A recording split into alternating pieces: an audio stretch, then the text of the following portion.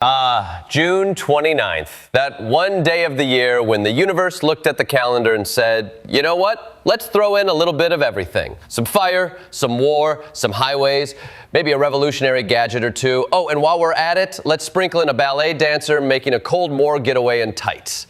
That's right, folks.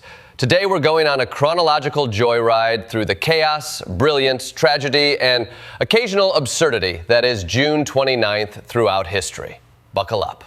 Segment 1, 1613. The Globe Theatre burns down. On this day in 1613, the original Globe Theatre in London, the mecca of English drama and the place where Shakespeare dropped his greatest hits, went up in flames. The culprit?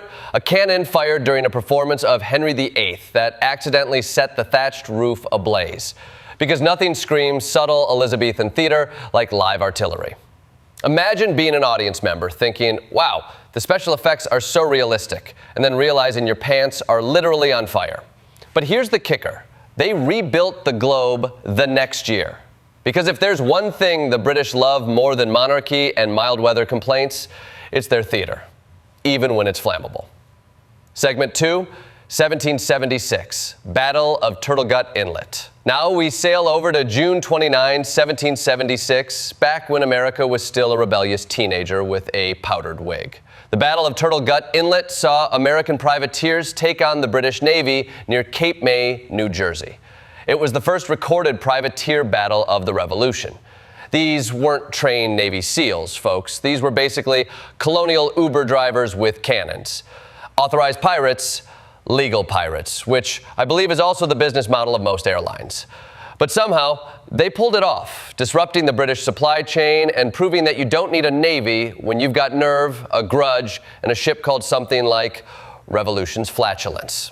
Segment 3, 1917, Greece joins World War I. June 29, 1917, Greece finally throws in with the Allies during World War I.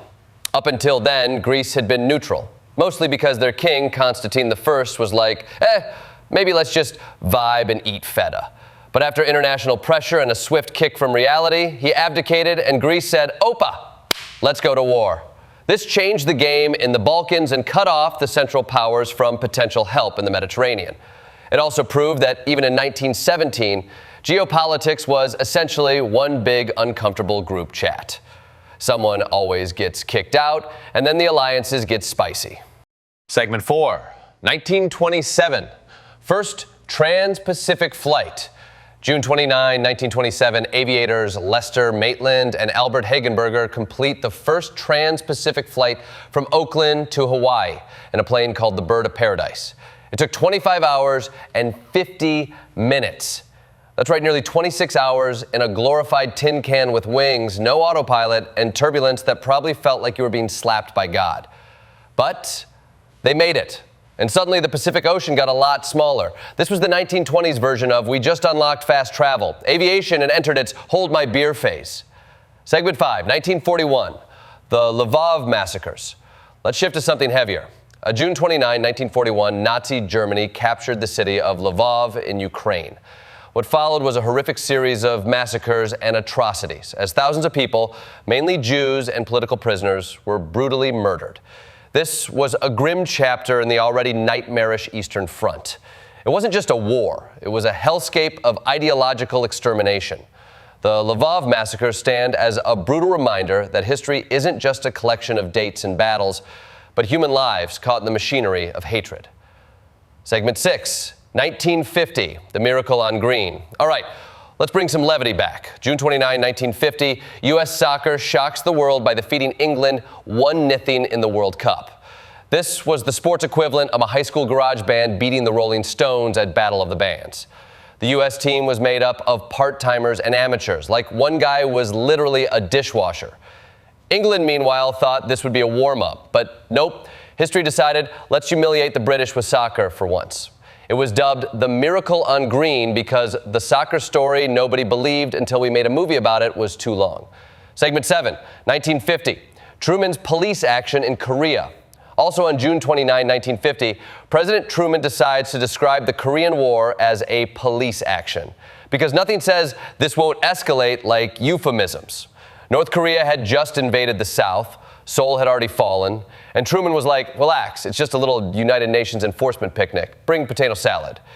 Spoiler, it became a full-scale war that would last 3 years and reshape Cold War geopolitics.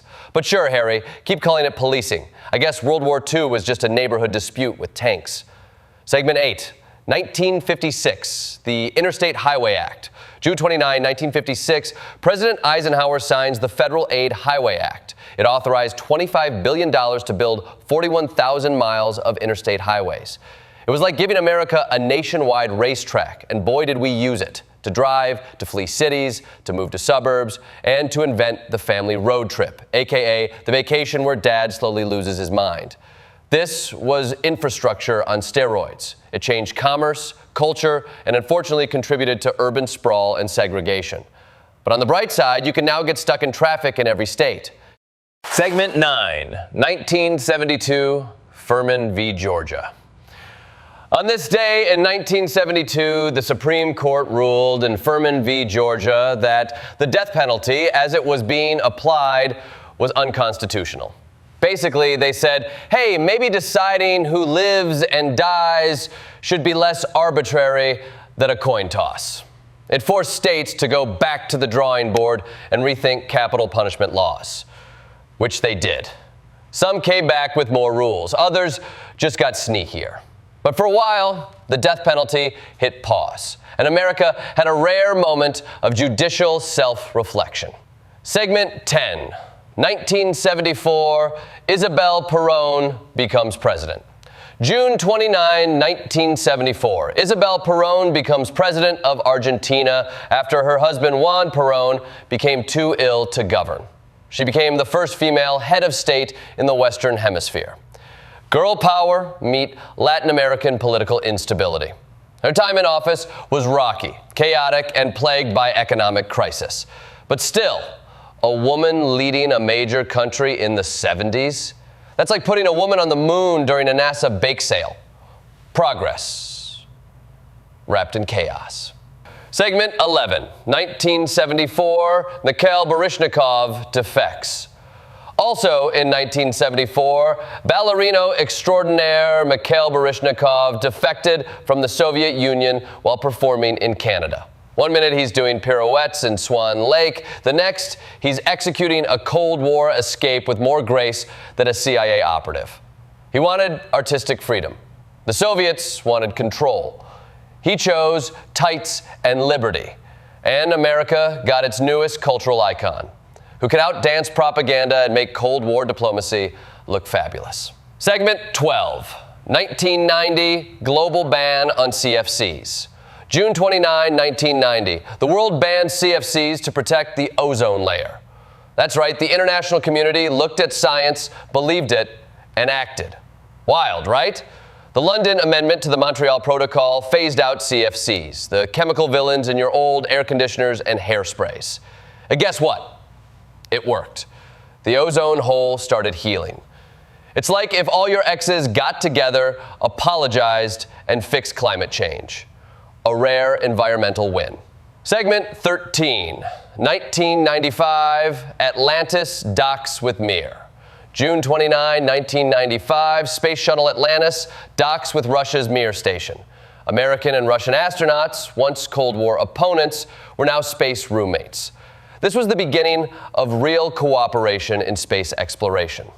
From enemies to frenemies to, can you stop leaving crumbs in the airlock, Sergey? It paved the way for the International Space Station and proved that if you float in zero gravity long enough, you forget your grudges.